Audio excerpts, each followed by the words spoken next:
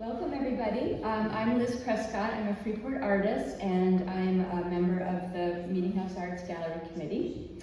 And I'm very pleased to introduce two very talented and prolific men, Philip Frey and Carl Little. I'm going to give you a little bit of a background on them before they begin their talk. I will also let you know Phil just finished a wonderful 3-day workshop on abstraction in the Maine landscape. And I just let you know about our juried art show, which is also around abstraction. So that's right next door after the talk. So writer and art critic Carl Little was born and raised in New York City. He moved with his family to Mount Desert Island in 1989, and he spent many productive years in the States since then writing about art from such a beautiful location. He holds a degree from Dartmouth, Columbia, and Middlebury, and is the author of many art books, including the monographs of Dalav Ipkar, Philip Barter, and our very own Philip Frey. And Phil, by the way, has an awesome book that Carl contributed to for signing and purchase, if you want, in the gallery afterwards. So Carl and his brother David Little collaborated on 4 books, most recently The Art of Penobscot Bay, which is fantastic. I own it, I love it. He's a regular contributor to multiple art publications, including Art New England, Maine Arts Journal, and Ornament, among many. Carl has helped produce several documentaries on Maine artists, including the award-winning Imber's Left Hand, about John Imber. In 2021, he was awarded the Dorothea and Leo Rapkin Foundation Lifetime Achievement Award for his art writing. And then Philip Frey was born in Portland, Maine, and he graduated from Syracuse University in 1990 with a BFA in painting. He studied with the master Maine artist Alan Bray, and in the past 25 years, he's developed into one of Maine's finest landscape artists with a little abstract twist.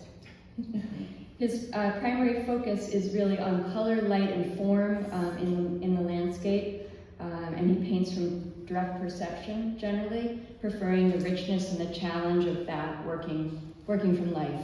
You really learn to see and understand your subject so well. He maintains a full-time studio practice down east in Sullivan and teaches several select painting workshops throughout the year. He's represented by Carver Hill Gallery, Courthouse Gallery in Ellsworth, Edgewater Gallery, and Green Hut Galleries. So Carl and Phil have been friends for many, many years, and it's wonderful to have them here together, so let's give them a warm welcome.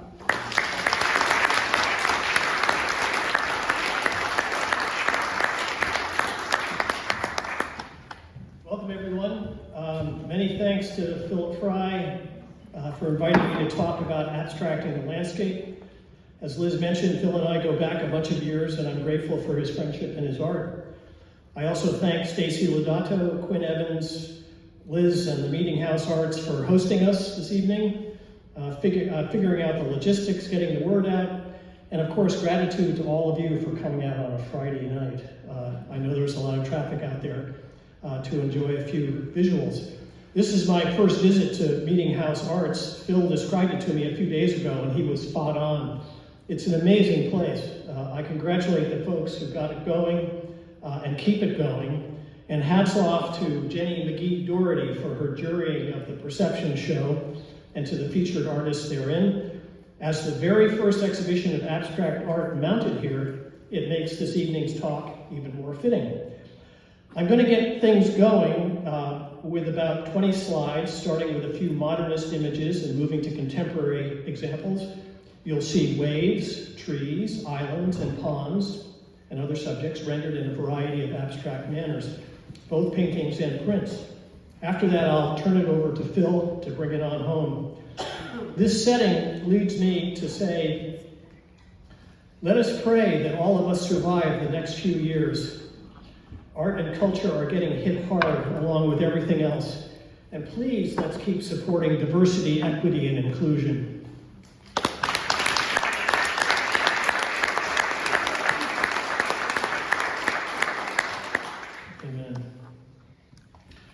I begin with a citation from John Bauer's text for the catalog for his landmark exhibition at the Whitney Museum of American Art in 1958, Nature in Abstraction, the relation of abstract painting and sculpture to nature in 20th century American art, Bauer touches on some of the features of the abstracted landscapes I'll be showing. He writes, "The conscious approach to nature through abstract means is close to the aims of traditional art, insofar as both are directly concerned with interpreting the observed world. Why then abstract? Why fragment nature and reassemble it? Is it only, as some suggest, that the traditional forms are outworn and that abstraction is the fresh new language of our day? This may have something to do with it, but a more important reason in the minds of the artists is the search for essence, for some central meaning in what is seen, for a distillation of the character, mood, or spirit of nature's aspects, and a more intense expression of the artist's response. Abstraction then becomes the logical tool, since to abstract is to distill, and to distill is to intensify. The search for an essence and distilling in order to intensify, there we have two key motivations for abstracting the landscape. Painters have been abstracting the landscape going back centuries. Google abstraction and Renaissance painting and you'll see what I mean. But for the purpose of these remarks, I'd like to start with a couple of American modernists.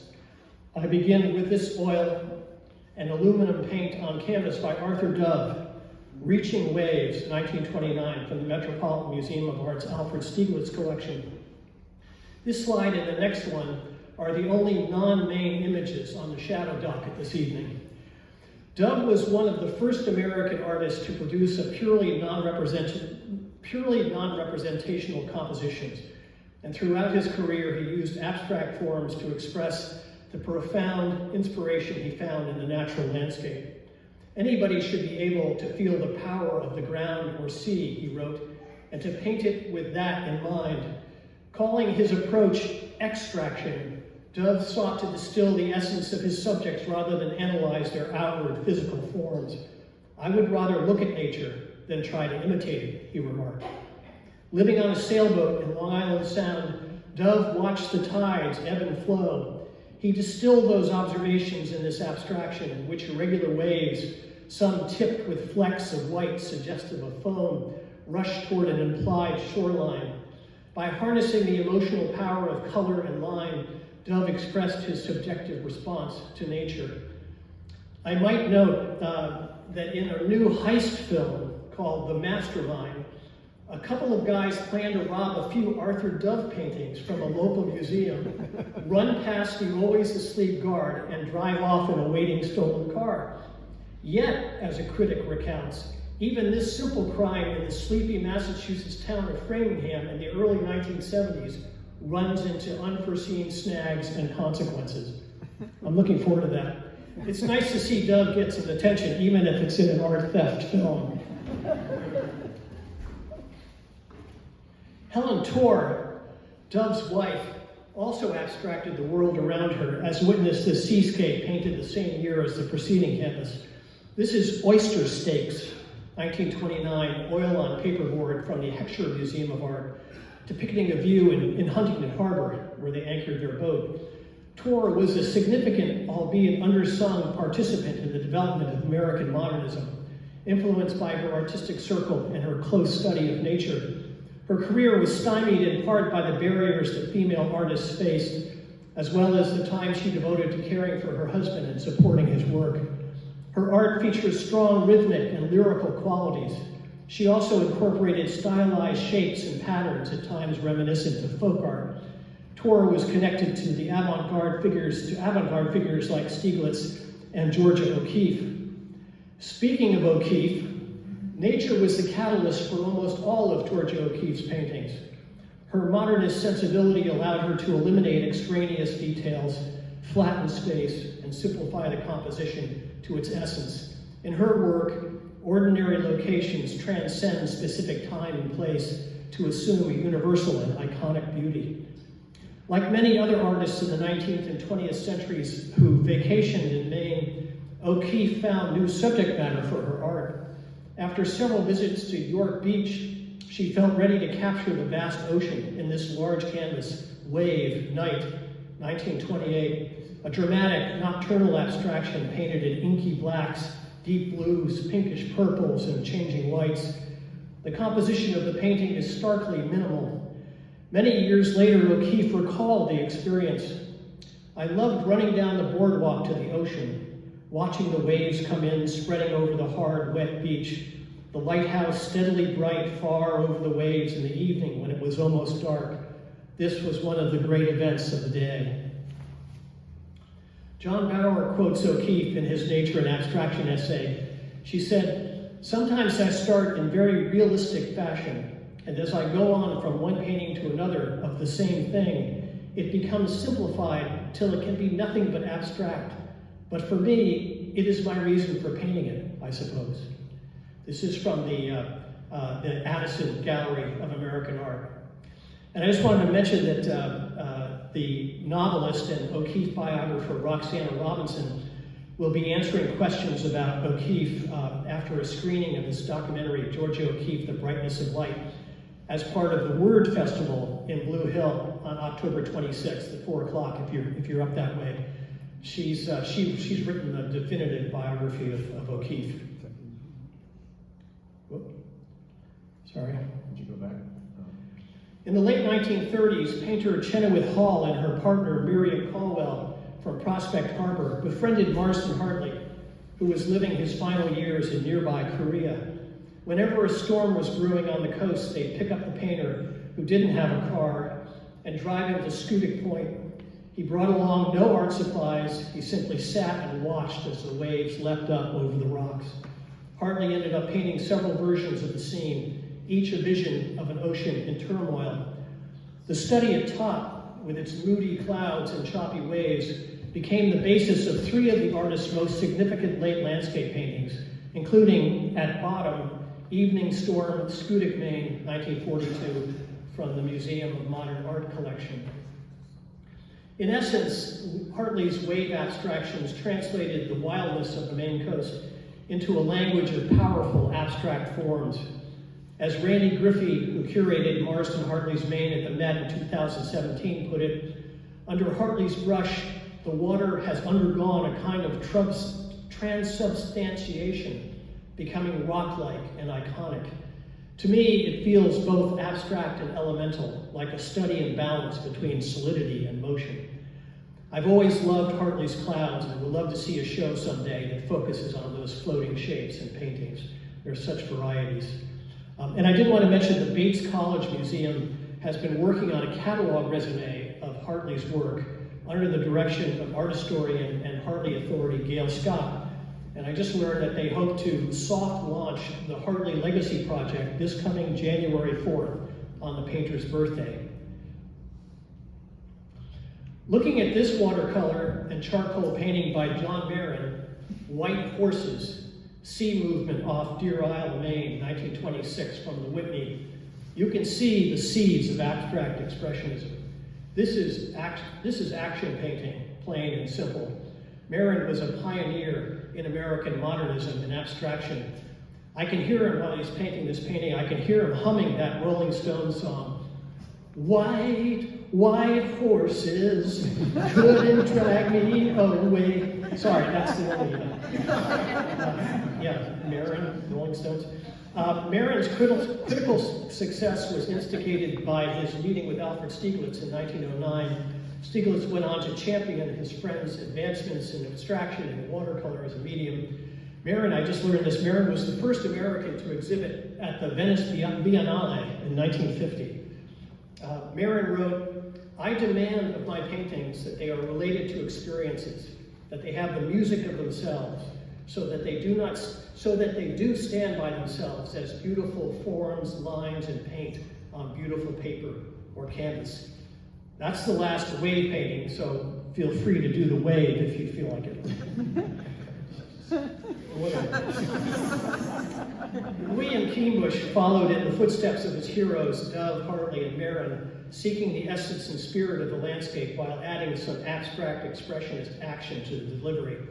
This 1975 Cassine painting exemplifies Keenbush's abstracting ways, turning an island in Frenchman Bay into a bristling assortment of brushstrokes, within a geometric frame backed by brushed-in sea and sky. Is this one of the Porcupine Islands? Perhaps. Keenbush was less interested in the detail and more in the expressive energy of islandness. And I want to mention this painting appears in my brother David's in my book, Art of Acadia. As does this stunning white line color woodcut by Judith Rothschild. Rothschild was a trailblazer in the art world, an abstract painter. Her work mediated the ground between abstraction and representation, fusing the two. In this woodcut, Bar Harbor, circa 1949, she breaks up the space into planes of color, evoking a busy waterfront. She adhered to the rigid rules of Cubism, but worked in a vibrant and effusive color palette. Though primarily a painter, this dynamic woodcut demonstrates her significant style. It was great, I don't know how many of you saw, but there was a show of her work at the Moss Galleries in Falmouth last year. It was wonderful to see some attention come back to her. Now for a few abstracted trees. And by the by, I just finished listening to the audiobook version of the Overstory by Richard Powers, and I will never take trees for granted ever again. I can't recommend it enough. It's an amazing book. After finding a summer retreat on Deer Island in the 1950s, the German-born painter and printmaker Karl Schrag created works that fused aspects of modernism and abstract expressionism, aiming to capture the ever-changing mood and atmosphere of Maine. On the occasion of his 1992 retrospective at the Farnsworth Museum, Schrag wrote, "My strong desire to express from sunlit serenity to the darkest moods has its roots in a constant awareness of myself being a part of the nature and life which I observe. With every breath I take, with every heartbeat I feel within myself the rhythms of nature." Schrag sought, in his words, to transform but not relinquish reality. This is Pines and Rocks in Evening Light, circa 1975, oil. David Driscoll's career-long study of pine trees began with his 1953 summer residency at the Skowhegan School of Painting and Sculpture. He researched the tree as a symbol of eternal life and surveyed its seasonal variations in his paintings.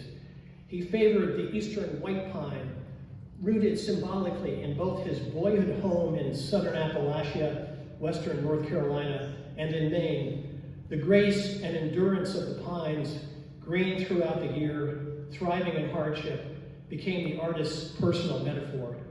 This is Two Pines, number 2, 1964, from the High Museum of Art in Atlanta. And I wanted to mention that one of Driscoll's pine paintings is featured in the exhibition David Driscoll Collector, currently at the Portland Museum of Art. Art is translation. The artist studies the world and then translates it into something new, using a vocabulary of lines, shapes, textures, and colors that represents the personal vision. That's Richard Keen's approach.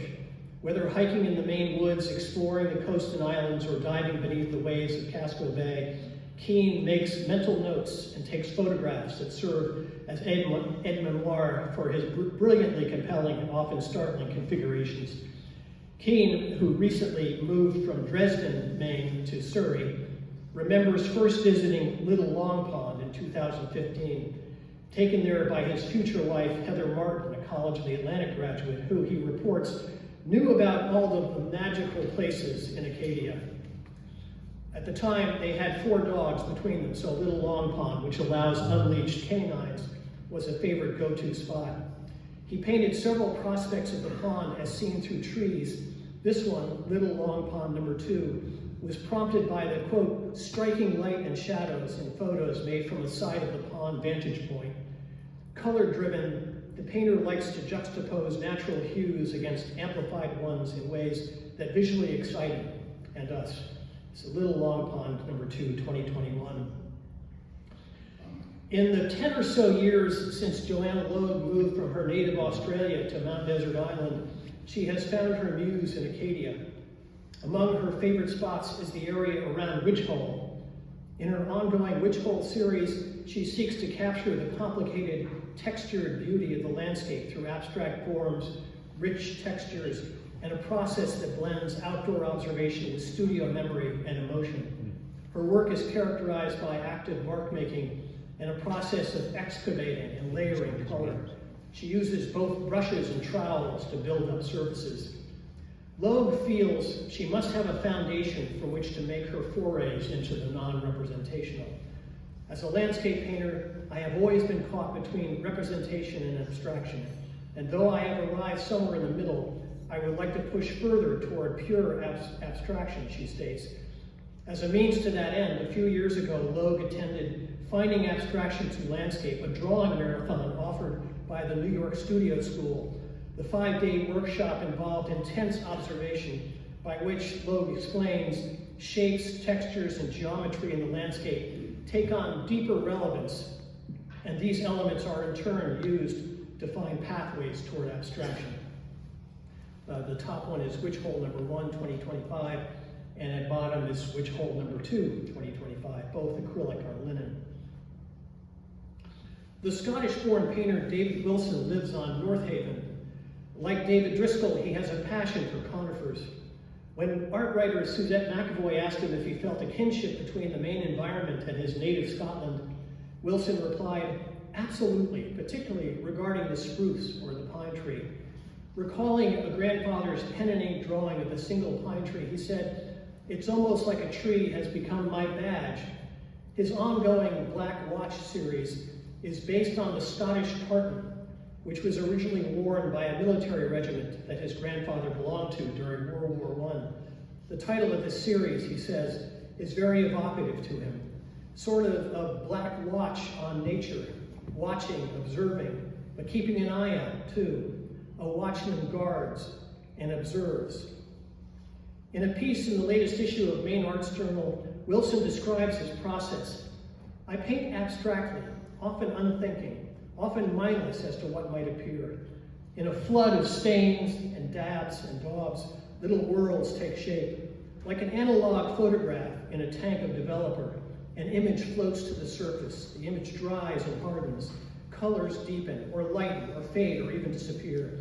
I paint wet on wet, wet on wet. Instinct takes over, and a dizzy, precarious order takes over from fluid chaos. For me, art is made by a working process, and the practical steps I take to create the intangible magic that infuses a painting with life. They are not done until they have a pulse. This is his Black Watch series, Another Northern Song, acrylic on monk's cloth. And I might mention that Wilson and our next artist, Sarah Farragher, are both featured in the 2025 CMC Biennial, which opened last week in Rockland. Sarah Farragher was born in Bar Harbor, grew up in Addison, and now lives in Stockton Springs. If I had to describe my work in five words, she has stated, I would say shadowy areas surrounded by light. A devoted plein air painter, she has always wanted, in her words, to be out in the middle of everything, painting from life, attempting to distill the vast scene into some elemental truths. She usually begins with a straightforward description of the outer, tree, rock, island, light, because some line or shape or relationship or energy is speaking to her, and she wants to respond. Then halfway into the painting, she explains, I find myself no longer looking at the landscape. The painting becomes about what's happening in paint on its own surface, as something coming into being, and what's happening in my heart. Elsewhere, Farragher writes, my paintings are memoirs of my experience with nature.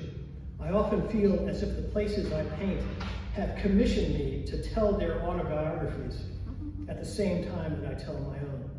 This painting is Black Sun, Stars, The Recurring Dream, number 3, 2025, from a series that's, as I mentioned, now showing at the CMCA.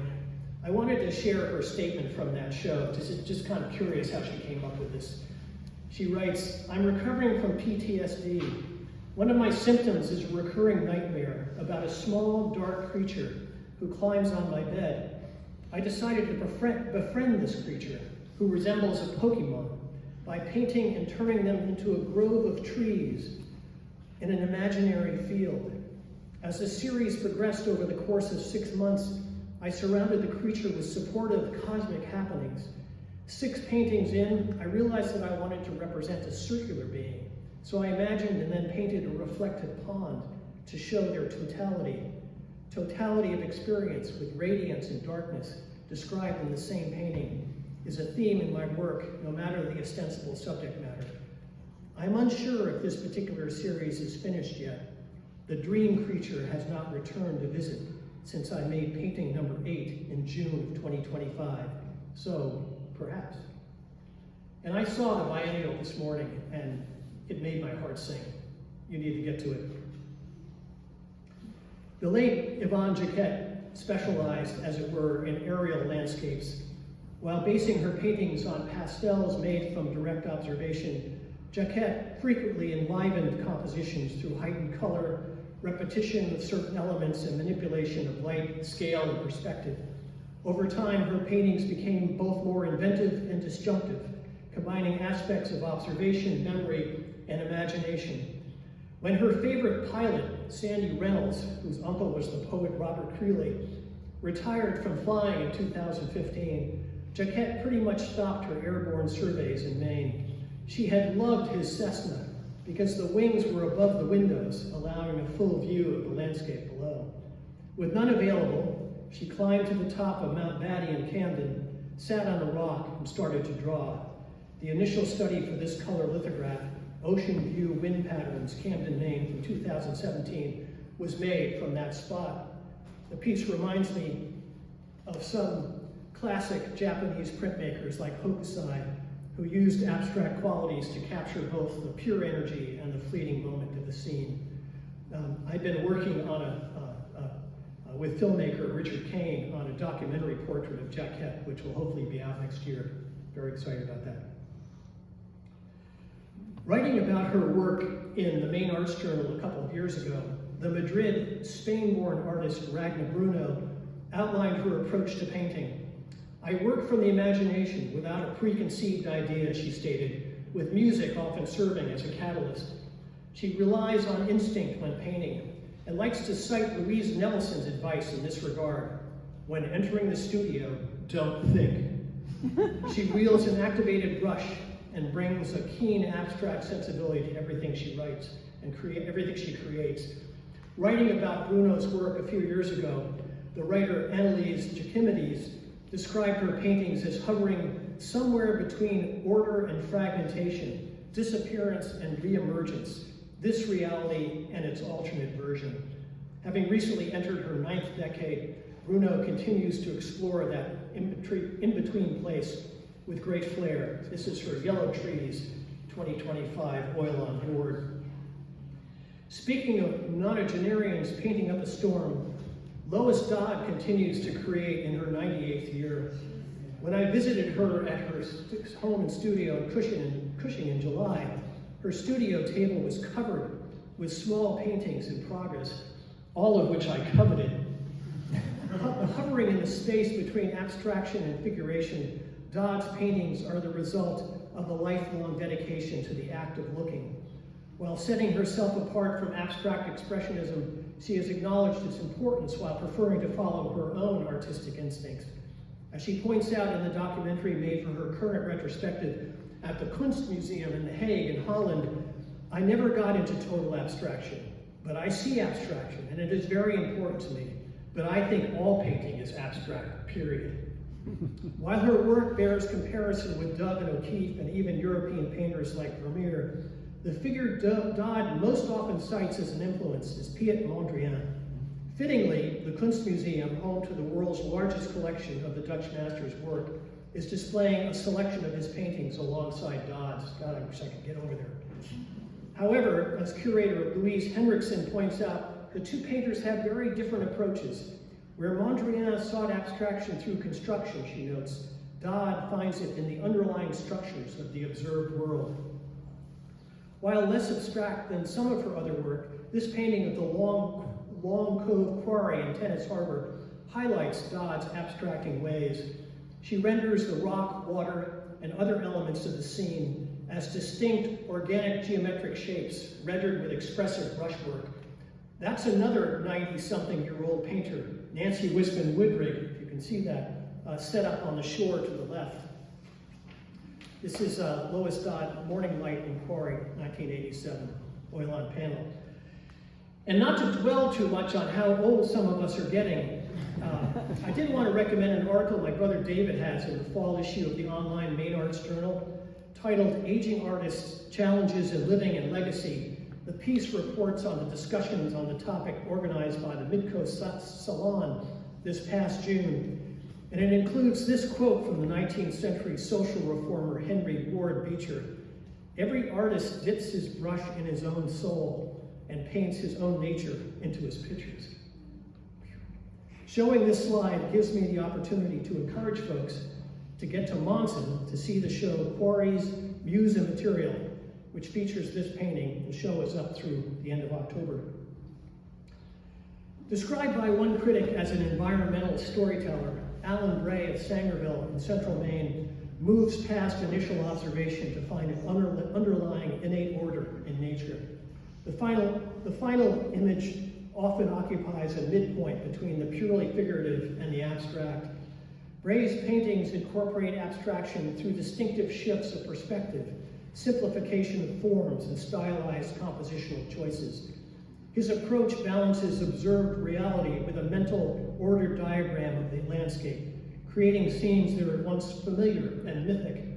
For Bray, abstraction is a tool for deeper understanding, not for discarding reality. By simplifying what he observes, he reveals a profound and intimate connection to the landscape. In this bird's eye view of the three alpine ponds called Sunrise, Midday, and Sunset in the Borestone Mountain Audubon Sanctuary, he emphasizes the effects of light and shade and the varying contours of the landscape with its granite crags and its array of trees. This is Alan Bray's Three Ponds, 1996, a case scene. And the last slide, we finish with the man of the hour, Philip Frey, who has just completed teaching a workshop titled Abstracting the Landscape, Simplifying Through Bold Design and Color. The acrylic on canvas painting in front of you came out of a workshop Frey took with Alan Bray some years ago and carries the title Midday Pond, Borestone, Ode to Alan Bray, 2008. Like Bray, Frey finds the key to the scene, a group of small trees lit up on the shore of this mountain pond.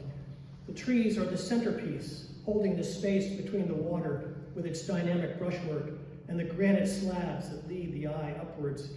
I have always admired Frey's painterly approach and his ability to blend recognizable subjects with abstract forms. He is a Maine landscape distiller of the first rank.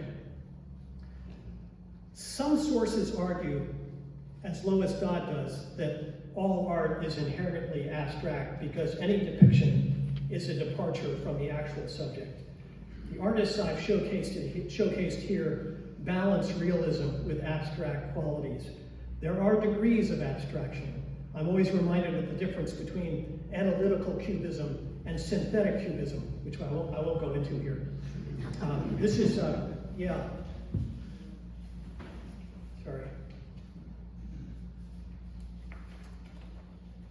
I end with a quote from the just announced Nobel Prize winner in literature, and I'm going to butcher his name, Hungarian novelist László Krasznahorkai.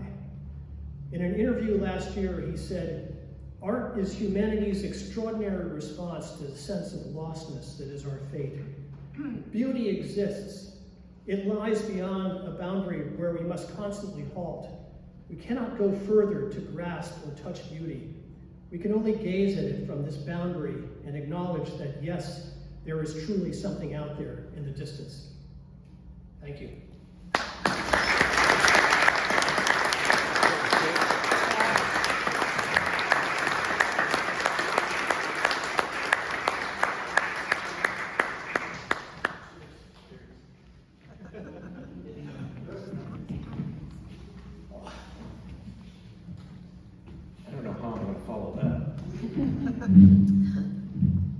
I'll be the straight man to Carl's songs. Yeah. Yeah. No. So is that? So good evening, everyone, and thank you for coming. I can't see anybody out there because of the lights, but I wanted to say thank you to Meetinghouse Arts and to Stacy and Quinn, the others who helped organize this event, and for Liz for introducing us. So like what Carl said earlier, we're all very fortunate to be able to gather here together on that very crisp, pleasant fall evening to talk about and celebrate art, creativity, and the people involved in the arts. So thank you. We're very, very, very, very fortunate. So I wanted to continue the conversation where Carl left off, and I wanted to define abstraction, so to speak, if I could, and I went to Merriam-Webster's dictionary to find out what abstraction is, since I know nothing about it. So Merriam-Webster says, from its roots, abstraction should mean basically, quote, something pulled or drawn away. So abstract art is art that has moved away from painting objects of the ordinary physical world in order to show something beyond it. I think that's pretty astute. So as artists, we're trained to look, we're trained to notice, we're in the habit of looking more deeply at the world of things, whether we are representational, abstract, or somewhere in between type of artist. We're pulling or drawing from something we see, feel with our senses. So what I think I'm trying to do with my work is to express the essence or the gesture of something that captures my attention. So one of the things I would like to do to begin with is talk about some of the influences of my work, and I'll go through a few of those slides. So Robert Henry, here's a quote from him: "There are moments in our lives, there are moments in a day when we seem to see beyond the usual. Such are the moments of our greatest happiness. Such are the moments of our great wisdom. If one could but recall his vision by some sort of sign, it was in this hope that the arts were invented. Signposts on the way to what may be, signposts towards greater knowledge." So next to that quote is Tom Thompson, and he is part of the group of 7 painters, the Canadian group of 7, and I came across their work, probably 15, almost 20 years ago now, and there's a vast group there's way more than 7 of them, and they're just this astounding group of artists. As you can see by the date, is Tom Thompson, Poplars by Lake, 1916. And oftentimes, Tom Thompson would paint out in his canoe, out in the wilds of Canada, and they painted from the west coast to the east coast. And so there's lots of his paintings that I could have put up here as inspiration. And recently, earlier this summer, I was out at Great Spruce Head Island, and at Art Week, and it's the island of Fairfield Porter, his family. And so Fairfield Porter has been an inspiration of mine over the years.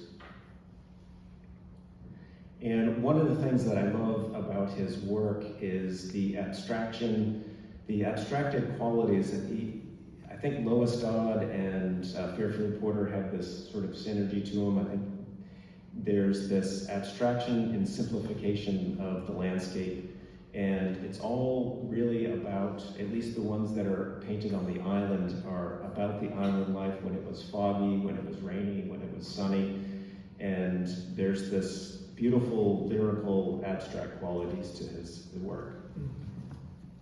And here's another one.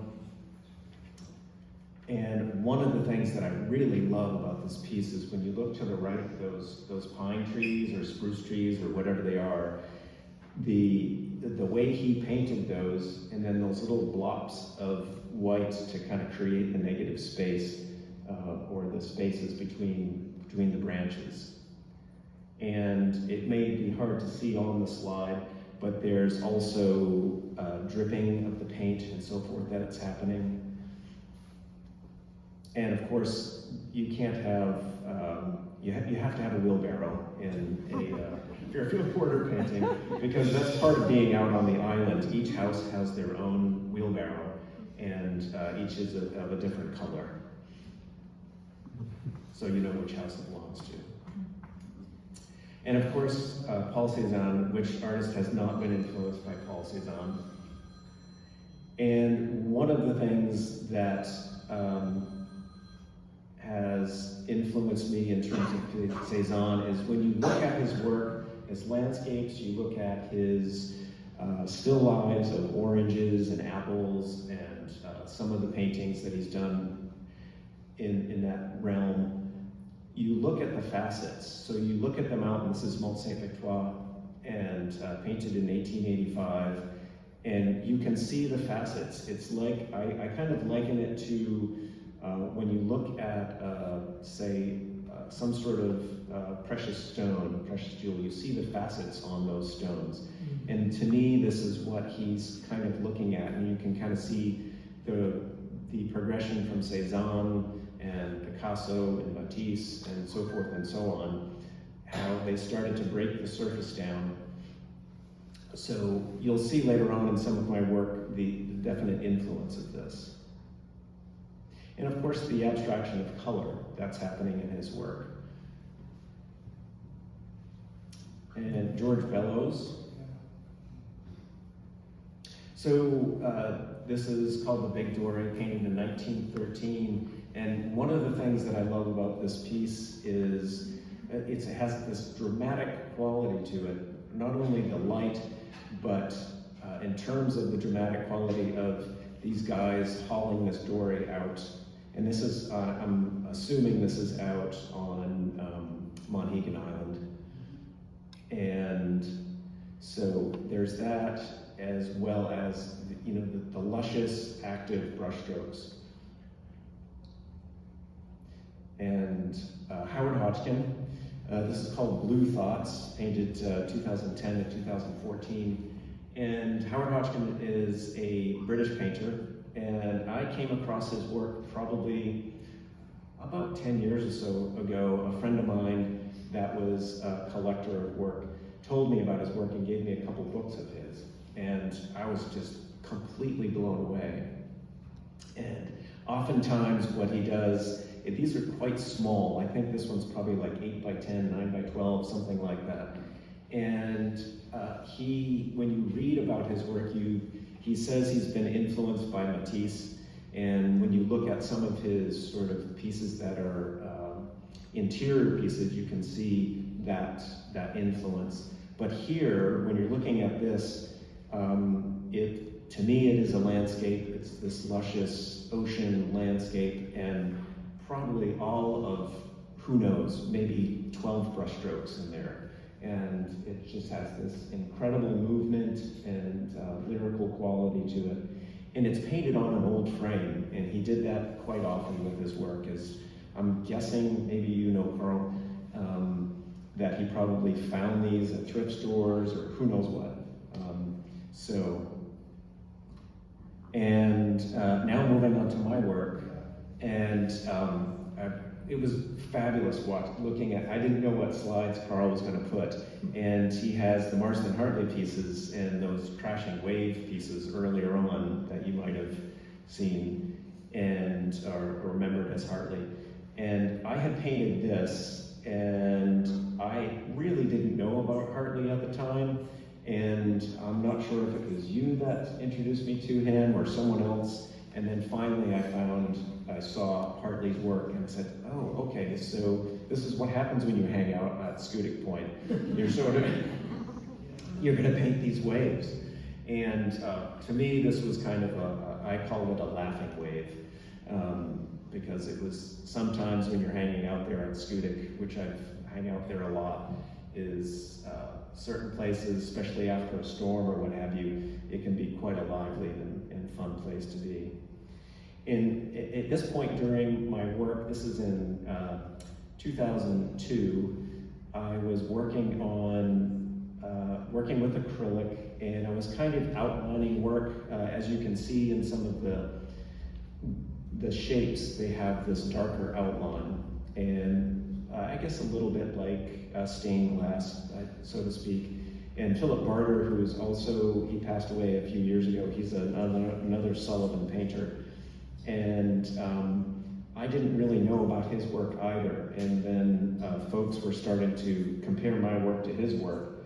And actually at one point, our work was confused for one another. And that was a little bit, okay, I need to start thinking differently about my work. And I think I missed, no, I didn't, there we go. So this is a watercolor. For many years, I basically did watercolor and gold leaf. You can see in some spots there's some gold leaf that I was using.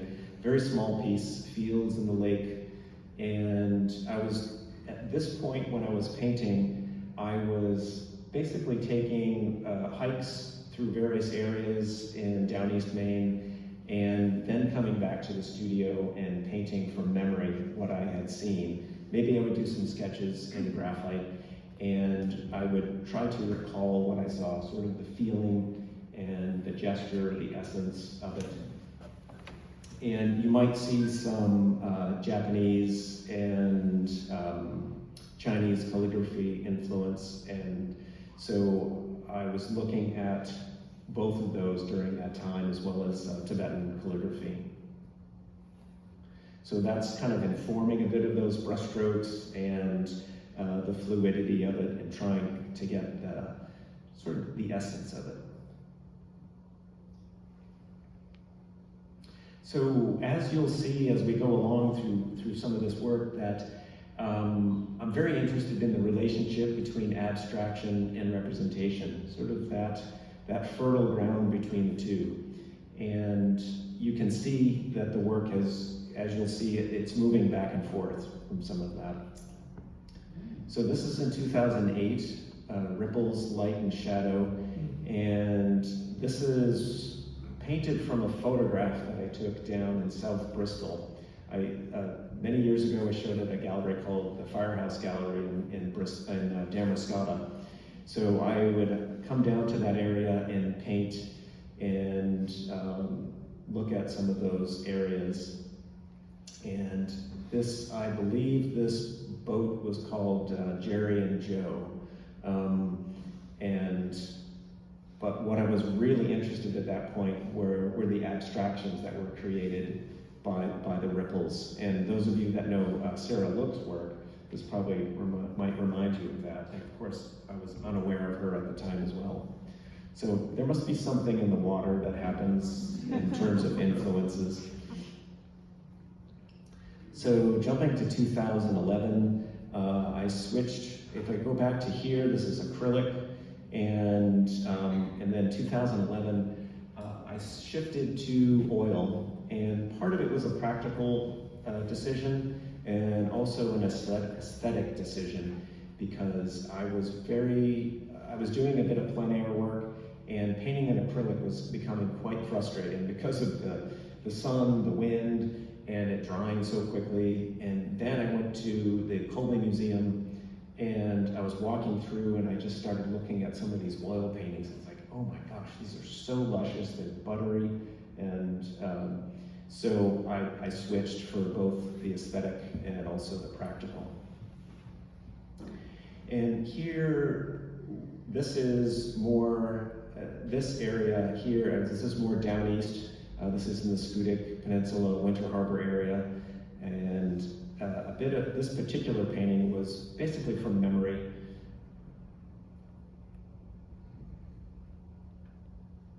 And then 2015, and I painted this piece. It's quite a small piece, 5x7, and I was painting it. I started to use other tools, scrapers, palette knives, etc., and started to layer things and work over paintings. And as I started to paint it, it kind of reminded me of Neapolitan ice cream. So that's why it's called Neapolitan landscape. Nothing like the colors of Neapolitan ice cream, but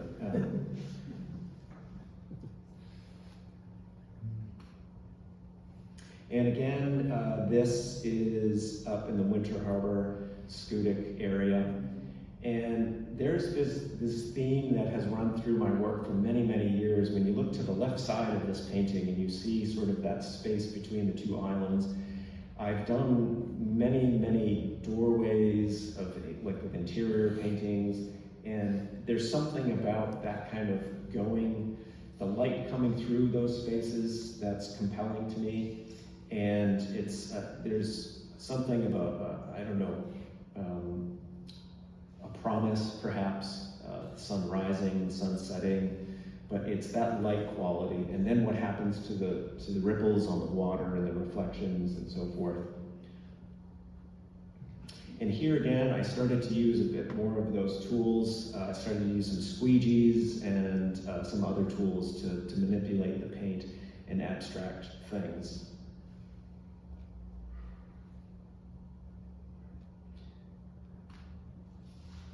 And here, this is called Slip of Light, and again, you can see that theme again, the space between the buildings, the space between the trees, and the light coming through that.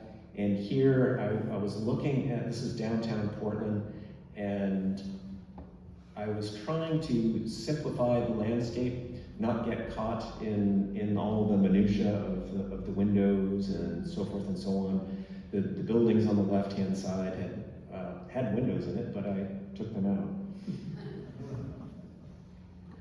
And it is this, and then see that sliver of that red on the right-hand side? There, I should have put a slide in here, but Carl, you might remember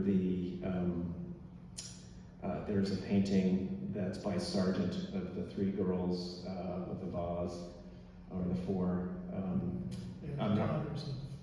Yeah, and there's this compelling kind of sliver of a crimson thing, and somehow I wanted to replicate that. And so it was quite a bit of fun to work on this piece, because there's a lot of push and pull in terms of the shapes and working wet and wet.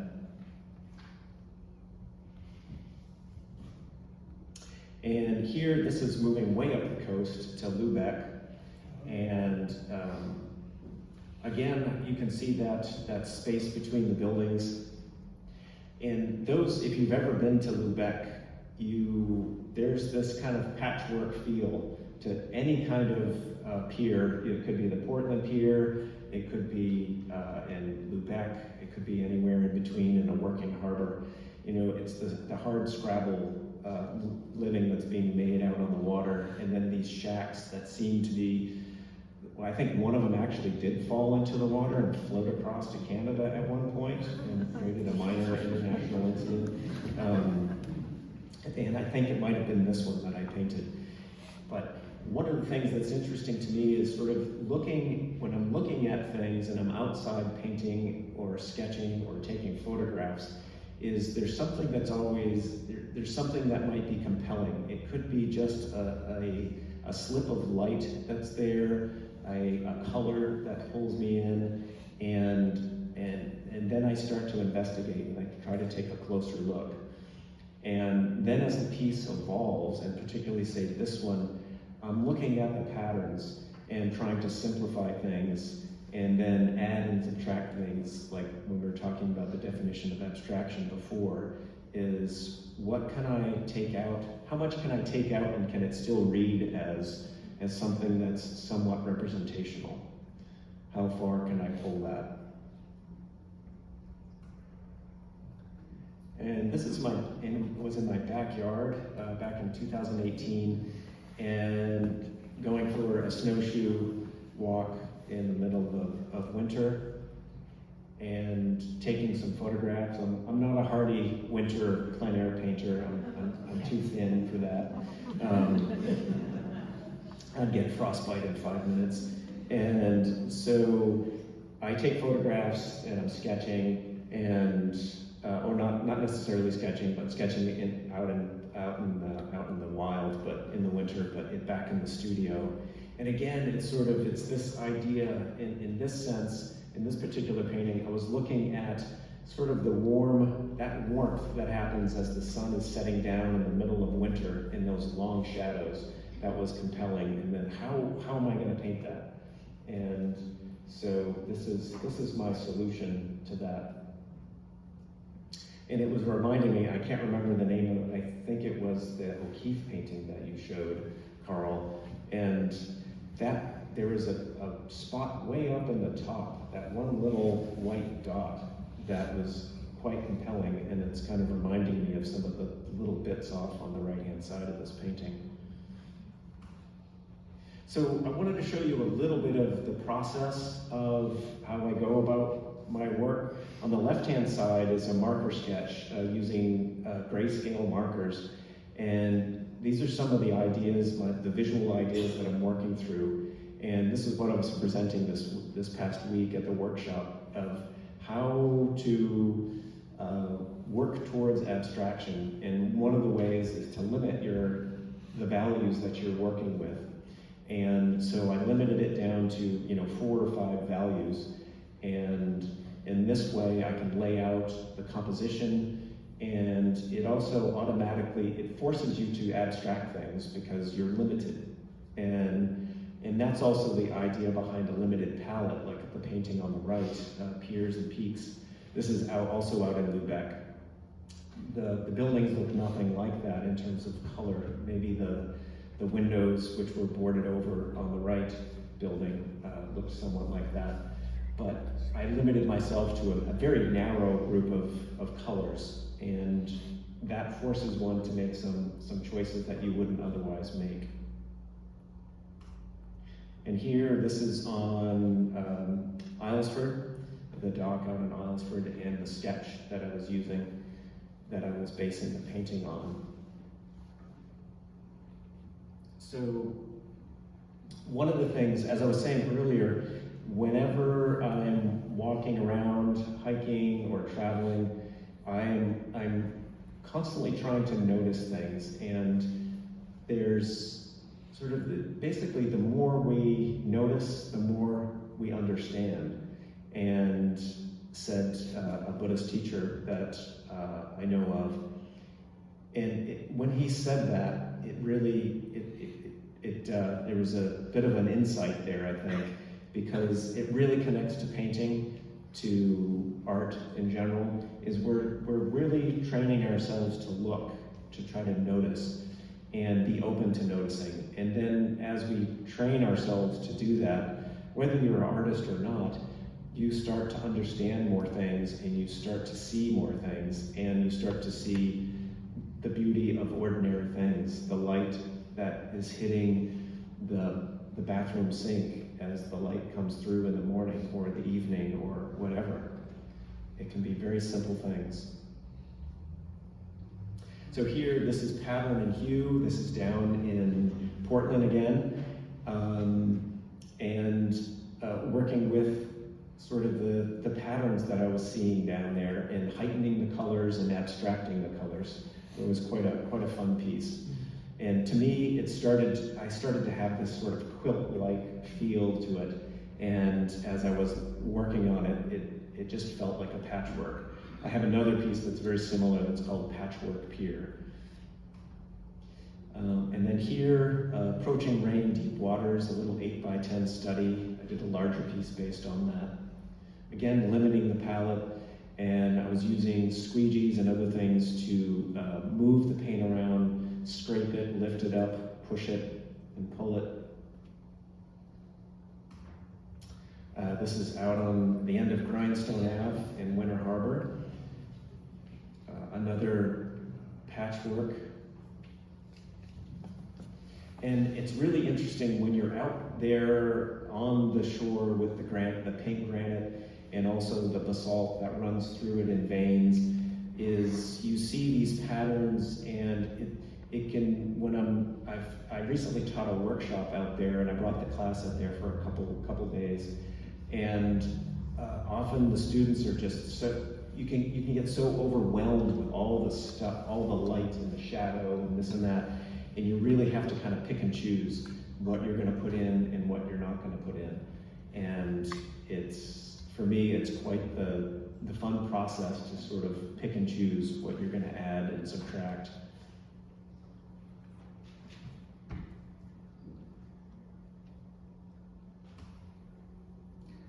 And this is not too far away from there. Angle of approach, 8 by 10 in 2020. And it's a place called Raven's Nest. And I go to that that spot at least once a year. And sometimes I've been there in the winter time, which is a little on the dangerous side, because there's great cliffs there. But it's quite amazing to just be out there. And so here, again, I was looking at the light, looking at the shapes, and starting to play with those. And this is when I started to actually work more into the squeegees, and I became aware of Gerhard Richter, a German painter at the time. And he has these paintings that some of them are quite massive, and he has these homemade squeegees that could be 4, 5, 6, 8 feet long, and he puts that, I'm not sure, do you know if he starts with representational work and then squeegees it? Yeah, so, but anyway, he has this huge squeegee, and he squeegees the entire painting across. It's a very physical process, but I wasn't quite going to do that. I was going to start small, and so taking some of these and those clouds on the changing of some of those shapes, those kind of square clouds and so forth. And this is in Portland, Luminous Harbor, bigger painting, 36 by 48.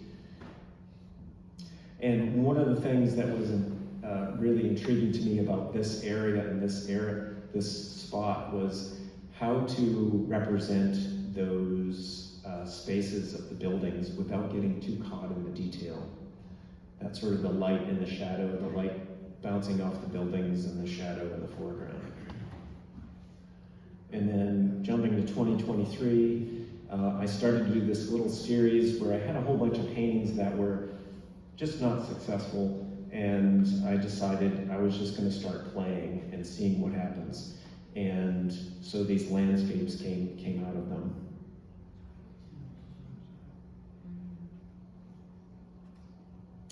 And then jumping to 2023, this was done in Mid-Coast. Trying to channel George Bellows in this one a little bit in terms of the dramatic quality of light and the simplification of some of the forms. And again, just a little bit of how I'm working and sketching. This is when I was in Tuscany with my partner Isabella, and a few little sketches that I just did 2 by 3 inches, and they're basically contour drawings where you're basically kind of putting the pencil down and you're not lifting it up as you're working on it, and looking at the abstract qualities and kind of focusing in on certain areas. And this was inspired by being out on Great Cranberry Island, morning glow, low tide, in a place called the Pool, where you can see the sun rise and you can see it set. I was out there in 2012 at the Helliker Lahoughton Foundation residency, and my studio was right there that I got to stay in for 3 weeks. So it was very fertile time for making work. So here again, very interested in the sense of light and that sense of movement, and also kind of faceting the foreground. And last year, working on this piece, this was off in Blue Hill area, and there's this massive boulder that's partway underwater at low tide, at high tide, and this is at low tide. There were a ton of boats in this painting that I did not paint in at all because I really wasn't interested. And I was really more interested in this rock and trying to get the monumental feel of this rock. And this is mostly painted with palette knife, some brush, and working with earth tones, kind of, this is partly when I started to work with a bit more earth tone colors. And jumping from the other end of the scale in terms of palette, this is down in Portland, and one of the things I was interested in here was the lobster traps are very, very complicated things when you start to look at them. They have all of these lines and textures and so forth, and I was figuring out how am I going to abstract these things and still have them read as lobster traps. So hopefully it was somewhat successful. And I'll leave you with this piece. This is painted this year for a show at Courthouse Gallery, and these 3 lobster boats, and I've done enough lobster boats where I can kind of paint lobster boats and islands somewhat by memory, but here it was I was really kind of interested in this repetition of pattern of the angle of the boats and then the ripples and so forth and reflections in the water, and how can I abstract those, repeating those patterns in the boats and then the buoys and so forth.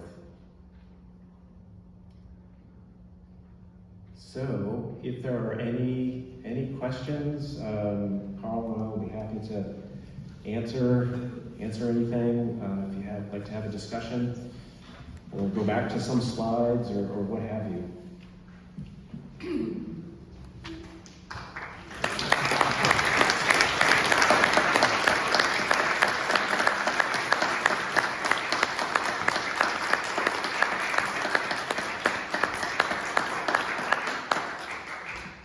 Thank you very much. Yes? Do you paint in series, like say your patchworks? Is it going through 6 months of painting patchworks, or is it something you paint and then come back to? Like what kind of series do you work in? Got it. Excellent. Thank you, Gwen.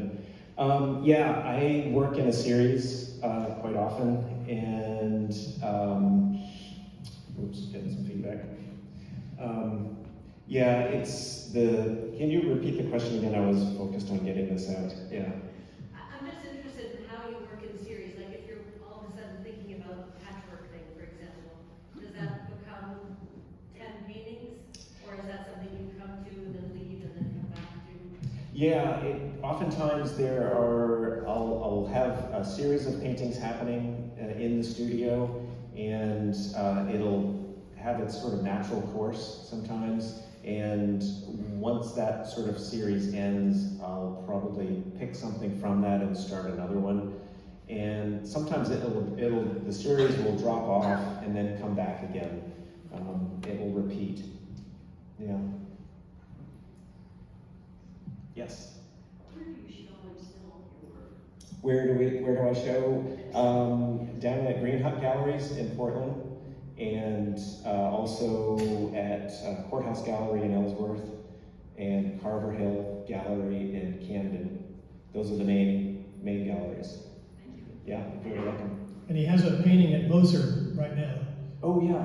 The Italian, right, an Italian. Yes, yeah, an Italian Tuscany painting at Thomas Moser just up the road.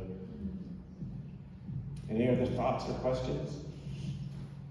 Yes. I'd like to hear Carl critique just one random painting. Sure. Yeah. You want to critique one of my random paintings out here? Oh, jeez. I don't think so. No, Put you on the spot. yeah. I love the patchwork pieces a lot. Yeah. We could go back to one of those. That one? Yeah, like that one, yeah. I mean, I love the concept of patchwork, like a crazy quilt or that kind of thing.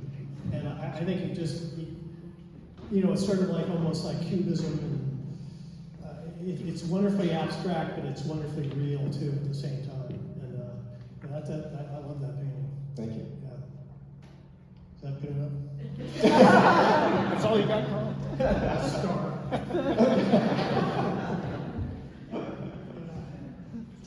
No one's going to ask what are the 39 steps? Yes. So, I mean, it's clear in some of yours the abstract the composition, well, obviously the patchwork, obviously abstract, that sort of thing, but also a lot of your pieces, the colors are highly abstract. Like, Yes. I was thinking that like Van Gogh's bizarre colors back then. Right. You've chosen, I wouldn't say bizarre, but outlandish. Let's go with. Yeah. You know, not at all representational.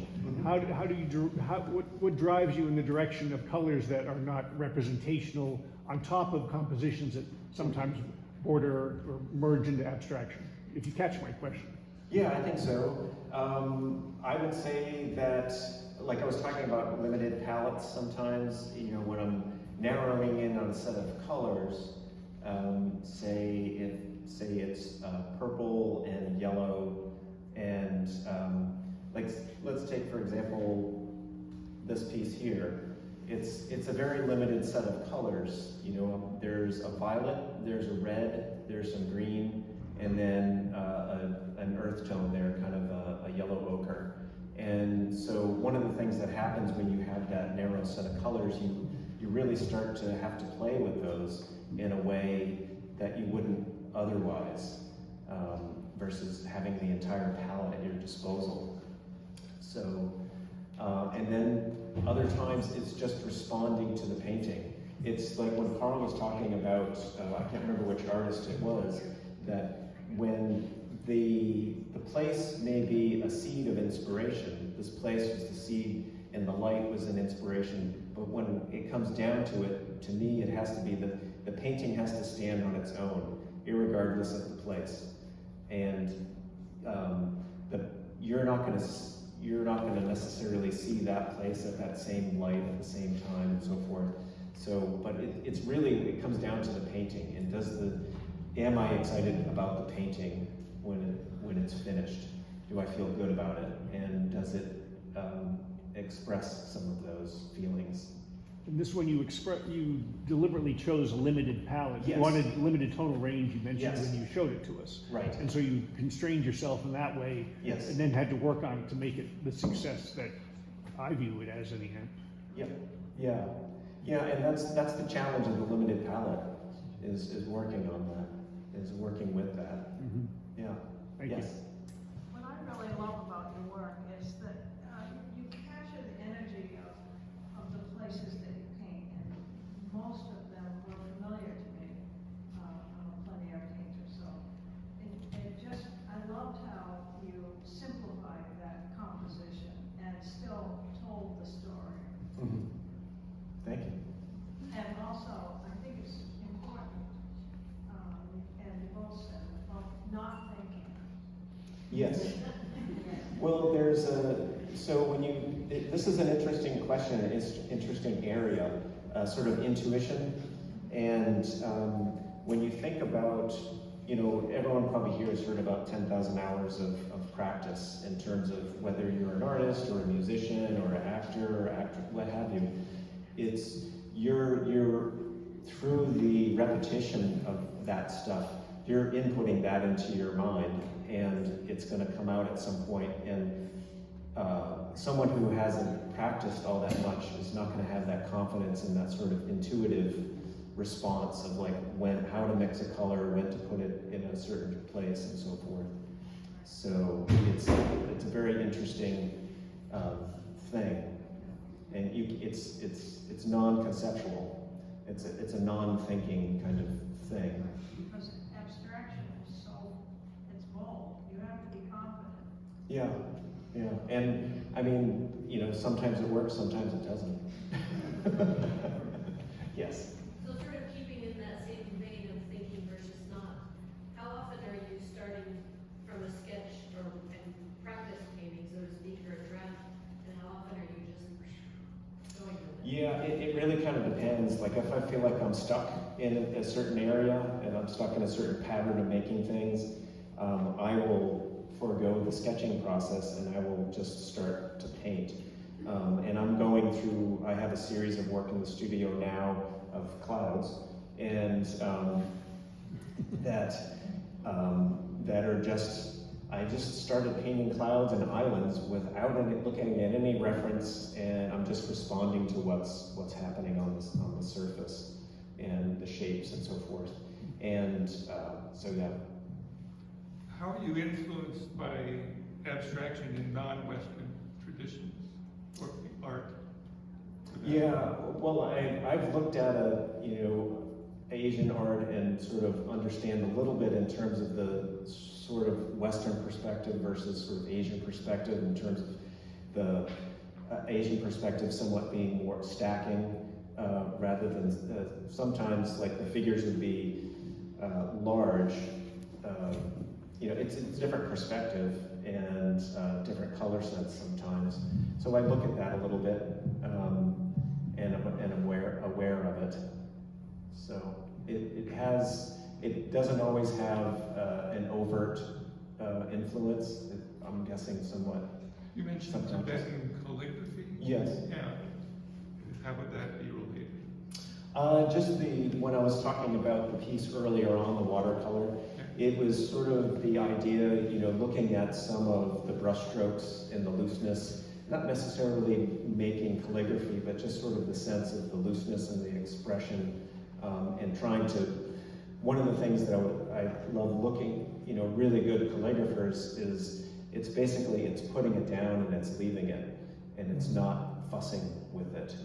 And to me, there's there. Kind of spontaneity. What's that? Spontaneity. Yeah. And Phil, you made some trips to Tibet, am I right? I've been to, Nepal? not to Tibet, but Nepal and India a few times. So I've had that influence. Yeah. Yes. When you were mentioning your cloud series, and you just started painting clouds, and you're not necessarily looking at photos Right. that you might have taken, Yep. are you envisioning this in your mind, in your head? I mean, are you able to do that and just start painting and be successful? Some of them are successful, some of them are not, and it kind of goes back to the noticing thing. And if you,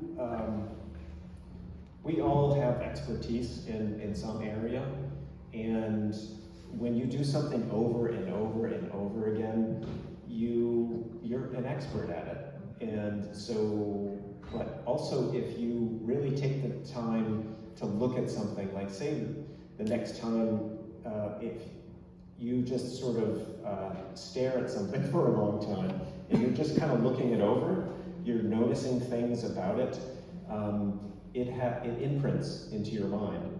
And so being out there, like one of the artists, I guess it was, you were talking about Hartley, who was out just without no tools whatsoever, just taking it in. So just by virtue of taking things in,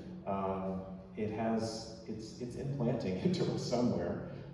So remembering those things, like the shape of Maine islands, it's like, I know how to draw a Maine island, just, there's a Maine island. So the same thing with the clouds, but also it's sort of the feedback of what's happening on the canvas and playing with the shapes. And not all of them are successful, some of them are, some of them are, so, yes. How do you know when something is successful and when it's not? Oh, yeah, that's a good question. I don't know. I think we all have a sense of balance. We know when we hear a piece of music that's discord, it doesn't sound right. And I think we have a sense of something that's imbalanced and visually imbalanced. We might not know why, but I think that's where the training comes in. And when you look at successful works throughout history and you start to look at them, it's like, why are they balanced? Why are they successful? And I think it takes some time to actually do that. You have to look at these great works. And that's why, one might go to art school and look at that, or not go to art school and look at history books and go to museums and all that stuff. And just try to understand visually, why is that balanced? Why is that not balanced? And see why is it successful? So I think it's experience. Yeah. Yes. Do you use other mediums than oil and acrylic? Do you use this No, I don't use pastels. It's mostly oils these days and a little bit of watercolor. Okay, that very beautiful painting of your backyard. Mm-hmm. Is that oil? Was that oil or? Oh, the winter scene? Yes. Yeah, that was oil. That was oil. Yeah. That's a beauty. Yeah, I feel as if, I think that was, I mean, maybe I'd be so bold as to say that was, you just totally intuition for that painting. Oh, thanks. I mean, it's so beautiful. Thank you. It really is. It's so vibrant. Well, thank you very, very much. Thanks, everybody. Yeah, thank you, Carl.